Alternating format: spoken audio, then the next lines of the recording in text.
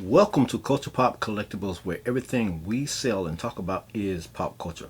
I'm your host, Anthony Thomas, and today on CP Daily Book Club, we are doing Hulk number 2. Hulk number 2, Red Hulk. We're going to be doing a review on this book, and this book here is also signed by Ed Mingus. So we're doing a review on this particular issue. And before we get started, don't forget hit that subscribe button and the bell icon and all that good jazz, and to be notified for future videos and stuff like that. So and let's get started. Okay, the title of this book is Hulk. Tagline or storyline basically is The Smoking Guns. This is issue number 2. The year this book came out is 2008. So that'll be April, January, February, March, April. It came out. Marvel is the publisher, obviously. The original cover price for this book was $2.99. Selling price in Wizard magazine at that particular time was the regular cover was $4. The variant was $50, and the graded version at that particular time was $65. And also the selling price on in Overstreet was $5, and the variant cover price was $9 at that time. Now on eBay, let's do a quick look right now. Let's do a live.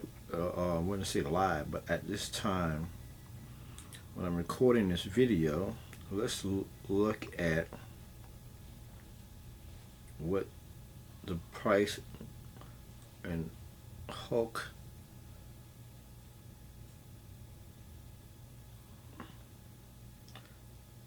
number 2.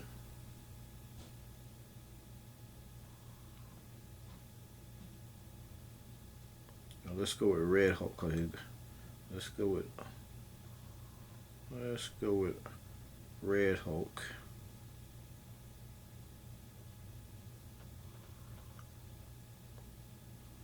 And at this time, the Red Hulk on eBay, they got, I see one that's starting out as a $2 bid with free shipping. It has 3 bids on it so far. I see another one that's going for $10.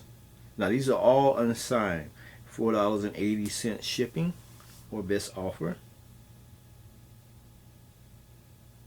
I'm looking at number 2. I see another one for $7.99 starting. It's at a bid set and a bid setting and $6 shipping. And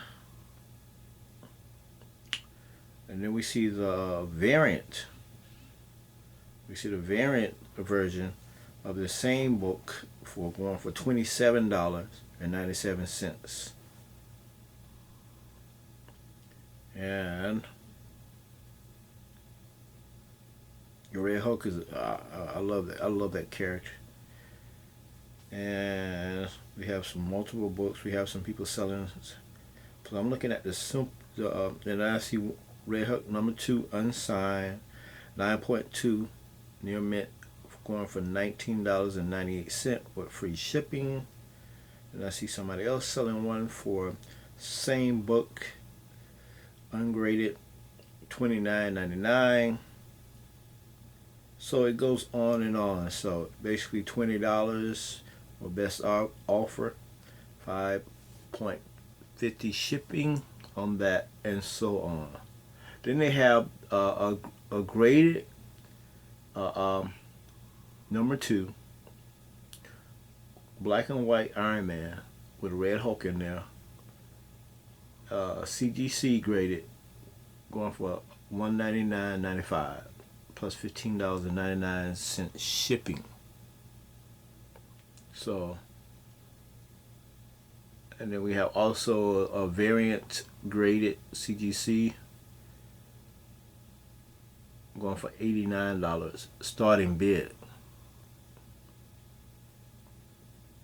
And then we got one, the same Hulk number 2 rare variant edition Red Hulk going for $160 or best offer plus $14.90 shipping.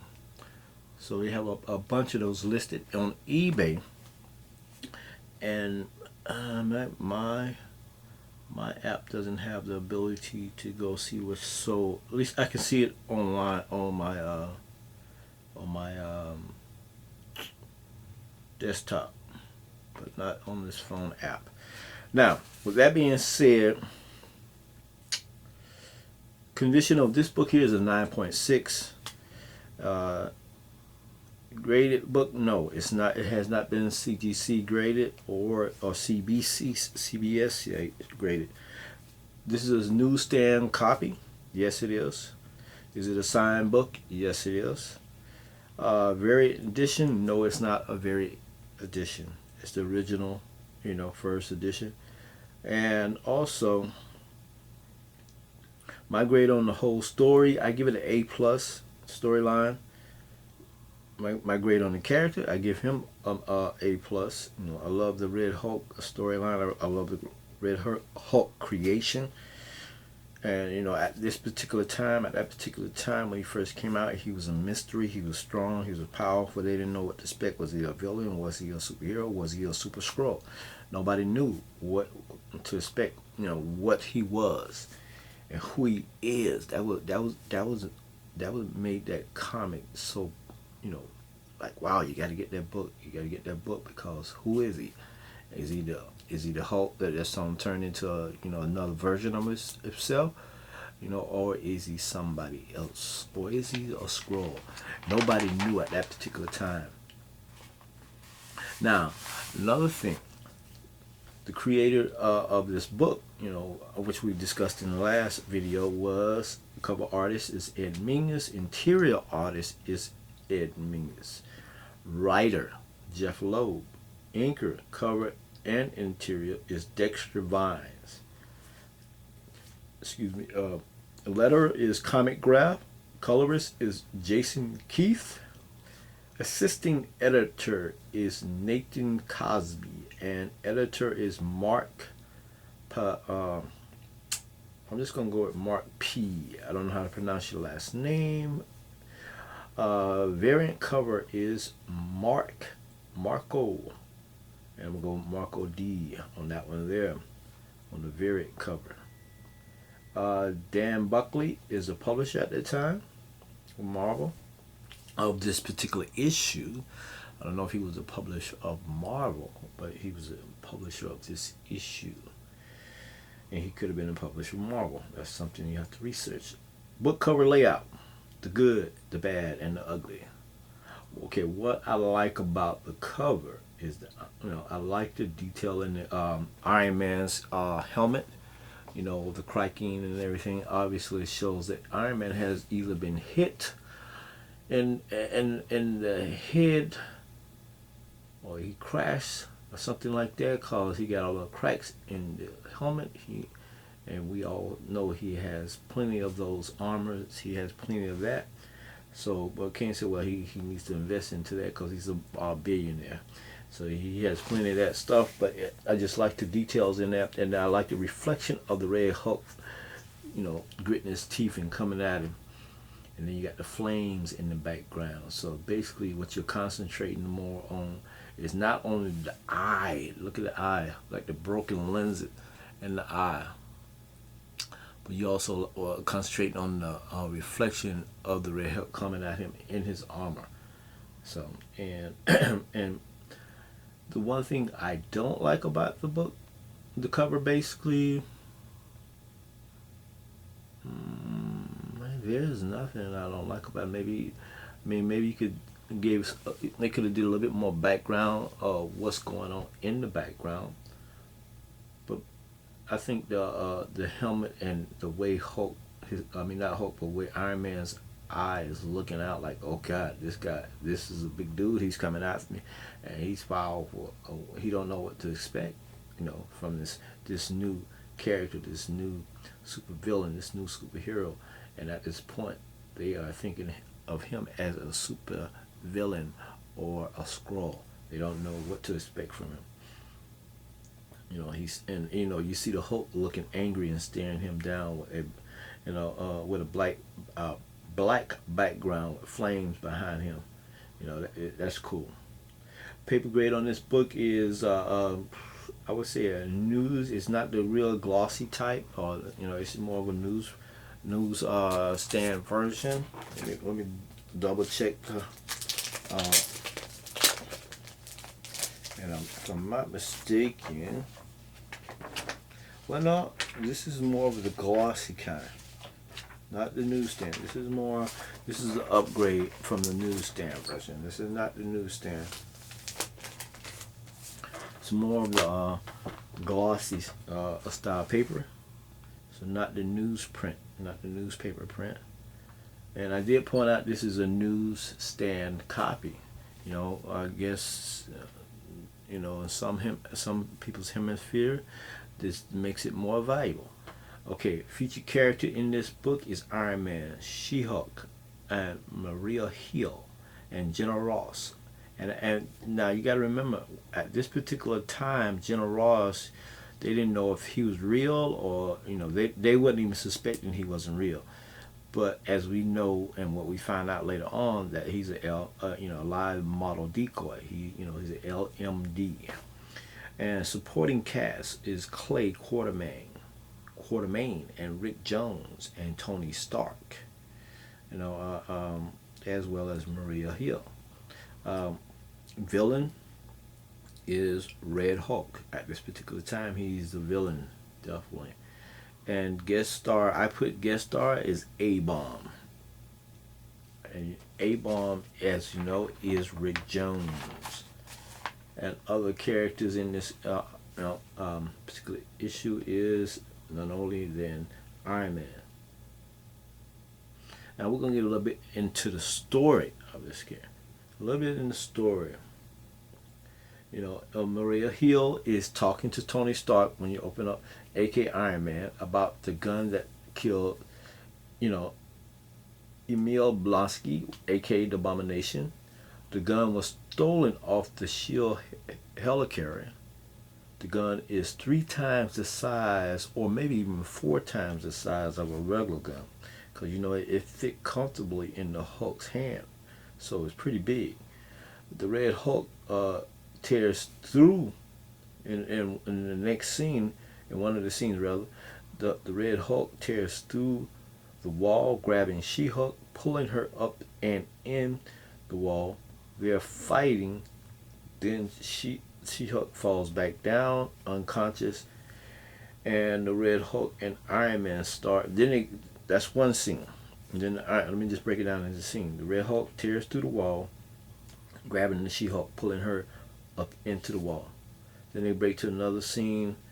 They don't actually show Red Hulk and She-Hulk fighting, but they find her. She falls back down. She's unconscious. They go into the storyline in another book. They show the Red Hulk and She-Hulk talking and everything like that, and they start fighting. But then in another scene, the Red Hulk and Iron Man are fighting on top of the helicarrier, and they do a lot of damage as well as the Red Hulk does a lot of damage. He's trying to bring the helicarrier down to the earth.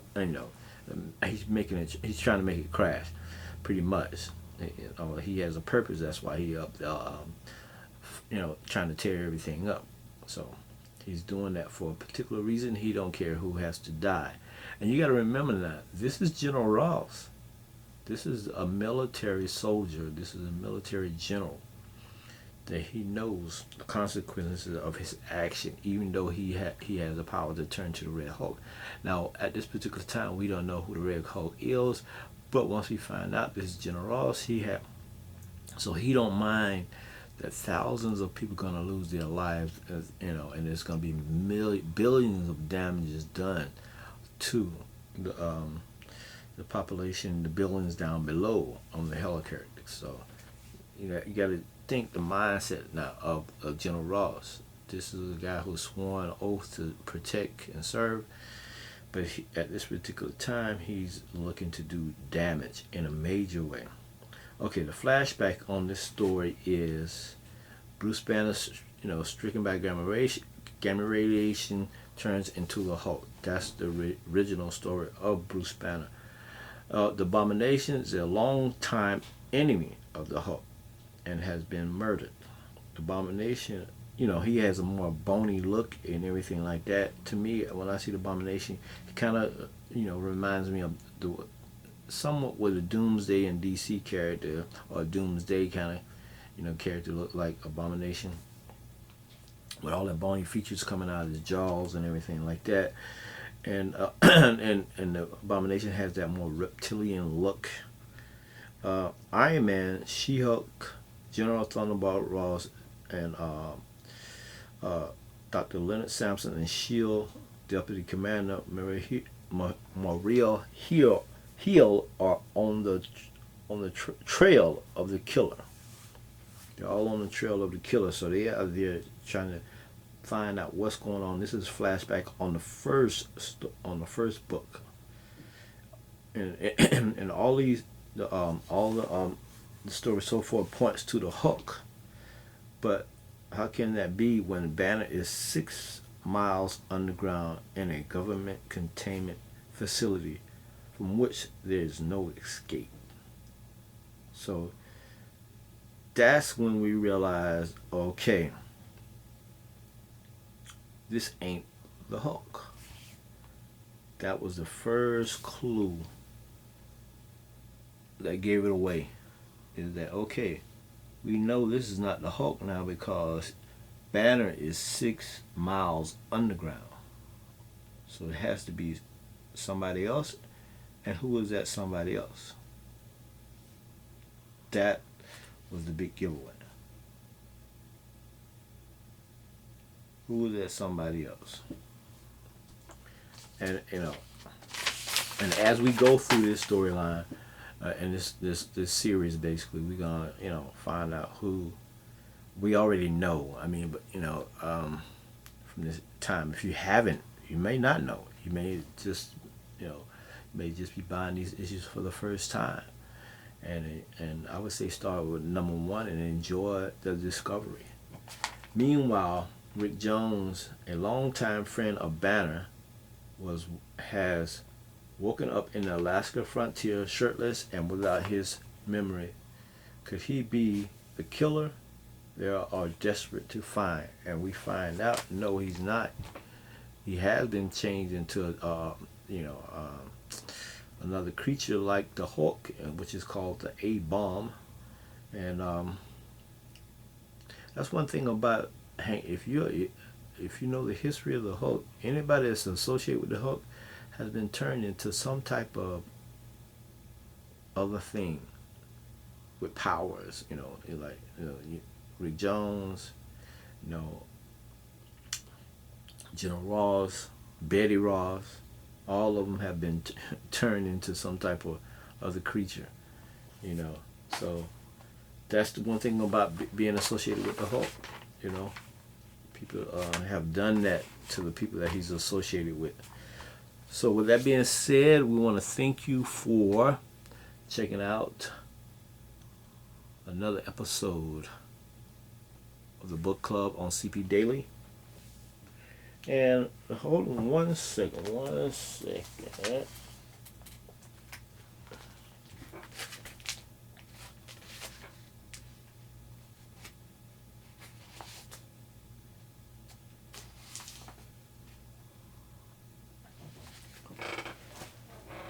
Yeah, now I'm back. Okay, just want to thank you for checking out CP Daily on Culture Pop, and don't forget to hit that bell icon and hit the subscribe button, and we'll see you next time on another episode. And I will be on episode number 3. Or when I say episode number 3, I mean book number 3 of the Red Hulk. I'm calling it the Red Hulk, even though it doesn't say Red Hulk on the top. It's Red Hulk to me. They should have put Red Hulk, something like that. That'd have been cool, but hey, that's just my opinion. Everybody have a great day.